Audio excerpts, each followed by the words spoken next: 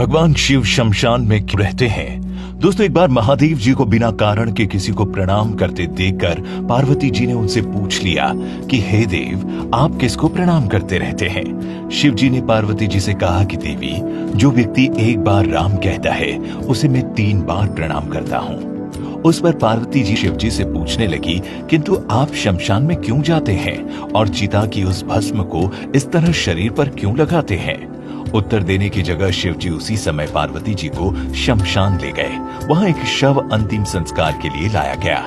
लोग राम नाम सत्य कहते हुए शव को ला रहे थे।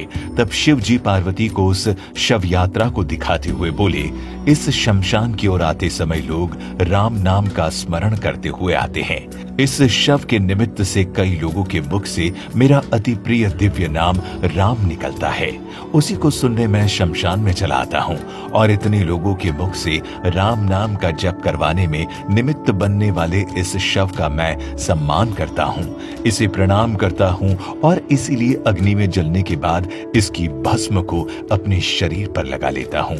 देवी, राम नाम बुलवाने वाले के प्रति मुझे इतना प्रेम है। दोस्तों, एक और प्रचलित लोक कथा के अनुसार दरअसल एक बार देवी उमा भगवान शिव से पूछने लगी, हे भगवान, स्वर्गलोक में तो अनेकों सुख सुविधाओं से लोग संपन्न निवास स्थान है, फिर उन सब को छोड़कर आप इस शमशान भूमि में कैसे रहते हैं? शमशान की वो भूमि तो हमेशा केशों और हड्डियों से भरी रहती है। चारों तरफ मनुष्यों की खोपड़ियां और घड़े पड़े रहते हैं। गिद्धों और गिदड़ों की जमातें जुटी रहती है। हर ओर चिताएं जला करती है। मांस, वसा और रक्त की कीच से सनी उस भूमि में बिखरी हुई आंतों वाली हड्डियों के ढेर पड़े रहते हैं। फिर भला ऐसे अपवित्र स्थान में आप क्यों रहते हैं?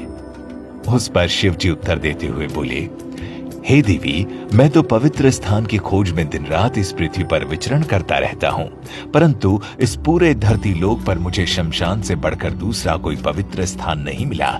इसीलिए सभी निवास स्थानों में से शमशान ही मेरा मन अधिक रमता है।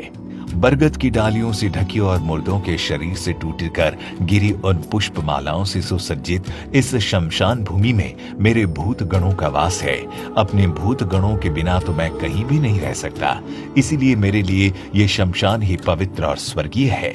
और हे प्रिय, ये कोई अपवित्र स्थल नहीं बल्कि परम पुण्य स्थली है। पवित्र वस्तु की कामना रखने वाले उपासक इसी की उपासना करते हैं।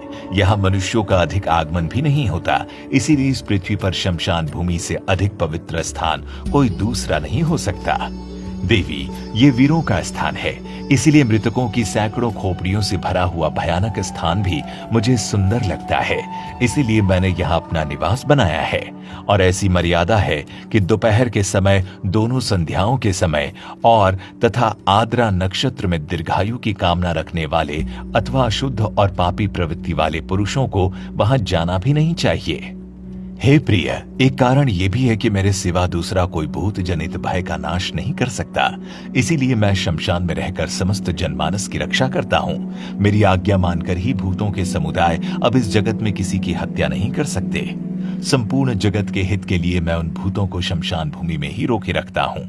देवी, अब मैंने शमशान भूमि में रहने के पीछे का संपूर्ण रहस्य तो तुमको बता दिया है। अब यदि कोई और प्रश्न भी तुम्हारे मन में है तो मुझसे निसंकोच पूछो। फिर देवी उमा पूछने लगी, हे भगवान, आपका ये रूप पिंगल, विकृत और भयानक सा प्रतीत होता है। आपका पूरा शरीर भभूति से लथपथ होता है। सिर पर जटाओं का भार लदा हुआ है। उस पर आपकी ये विकराल आंखें एक ऐसा शूल, रौद्र, भयानक और घोर रूप प्रकट करती है जिससे किसी का भी भयभीत होना सामान्य है। कृपा कर आप मुझे इस रूप के इतने विचित्र होने का कारण बताएं। शिव जी बोले, प्रिय, इसका भी एक यथार्थ कारण है। इस संसार के सारे पदार्थ 2 भागों में विभक्त है, शीत और उष्ण।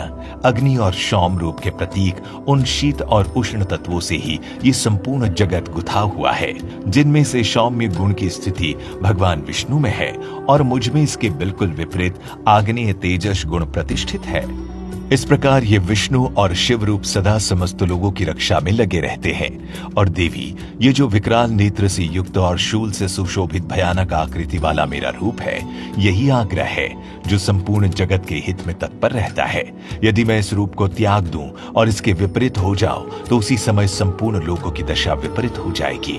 इसीलिए हे देवी, लोकहित की इच्छा से ही मैंने ये रूप धारण किया है और अब अपने इस रूप का सारा रहस्य तुम्हें बता दिया है।